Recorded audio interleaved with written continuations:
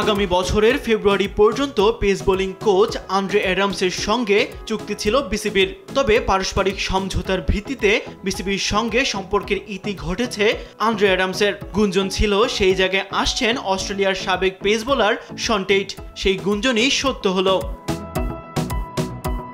সোমবার এক সংবাদ বিজ্ঞপ্তিতে বিসিবি জানিয়েছে 2027 সালের নভেম্বর পর্যন্ত বাংলাদেশ জাতীয় ক্রিকেট দলের পেস বোলিং কোচ হিসেবে নিয়োগ পেয়েছেন শন টেইট। চলতি মাসের শেষের দিকে দলের সঙ্গে যোগ দেবেন এই অজি পেসার।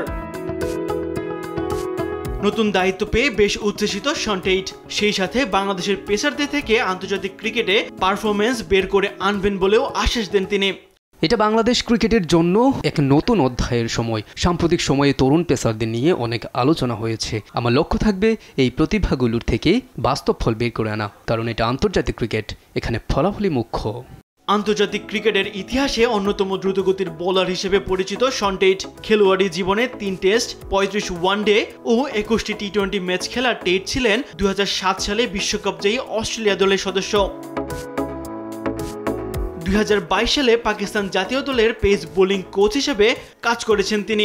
ছিলেন আফগানিস্তান জাতীয় দলের পেস বোলিং কোচ হিসেবেও। পাশাপাশি BPL, PSL, LPL, Big Bash ও ইংল্যান্ড কাউন্টি দলের ক্রিকেটে কোচিং করেছেন শন টেইট। সবশেষ বিপিএলে চিটাগাং কিংস দলের হেড কোচ হিসেবে দায়িত্ব পালন করেন এই তারকা পেসার।